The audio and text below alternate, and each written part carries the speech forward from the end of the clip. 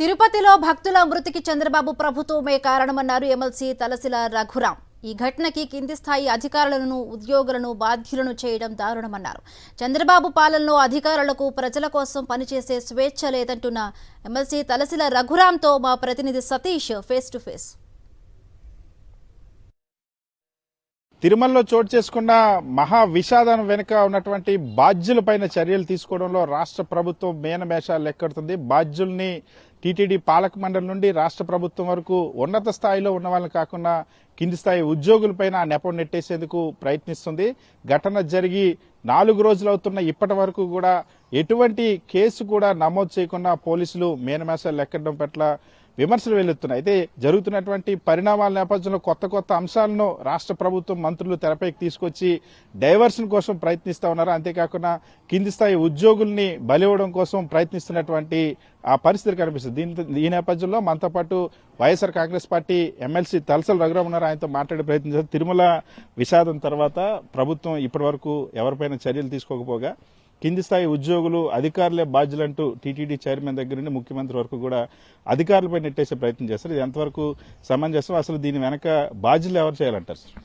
ఇది ఖచ్చితంగా ఇటువంటి దుర్ఘటన తిరుమల చరిత్రలో ఎప్పుడు జరగలేదని చెప్పి అందరూ చెప్తున్నారు. నిజంగా దురదృష్టకరం. ఎంతమంది చనిపోవడం అనేది పూర్తిగా రాష్ట్ర ప్రభుత్వ వైఫల్యం.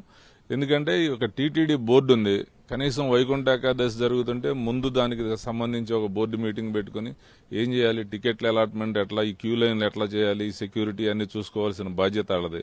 కానీ దురదృష్టం వాళ్ళు ఒక్క మీటింగ్ కూడా పెట్టలేదు. రాష్ట్ర ప్రభుత్వం కూడా దీని మీద ఎక్కడ కూడా దీని మీద రివ్యూ చేసింది కూడా కనపడలేదు. దురదృష్టవశాత్తు చాలా సమర్థవంతమైన యంత్రాంగం మనకున్నా కూడా దాన్ని వినియోగించుకోవడంలో ఈ రాష్ట్ర ప్రభుత్వం పూర్తిగా విఫలమైంది. గతంలో జగన్మోహన్ రెడ్డి గారు ముఖ్యమంత్రి ఉన్నప్పుడు ఇదే ఆఫీసర్లు చాలా సమర్థవంతంగా పనిచేశారు. అదే శ్యామలరావు ఉన్నాడు ఈవోగా, ఆయన చాలా సమర్థవంతంగా ఆ రోజు పనిచేయగలిగాడు.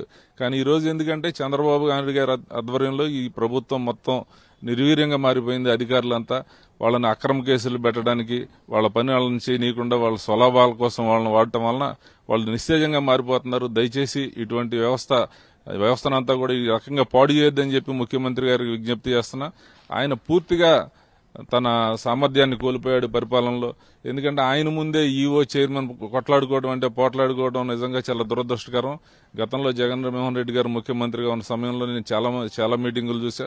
ఆఫీసర్లంతా చాలా క్రమశిక్షణగా ఉండేవాళ్ళు. మేము కూడా ఆయన ఎదురుగా అందరూ కూడా భయపడేవాళ్ళు. ఎందుకంటే మాట్లాడేటప్పుడు దానికి ఒక పద్ధతి అదంతా లేకుండా ఇష్టానుసారం మాట్లాడుకోవడం కూడా ఇది మంచి పద్ధతి కాదు. రాష్ట్రానికి చెడు పేరు తెచ్చే విధంగా వీళ్ళు ప్రవర్తిస్తున్నారు. అదేవిధంగా కింద ఉద్యోగులను బాధ్యులు చేయడం చాలా అన్యాయం.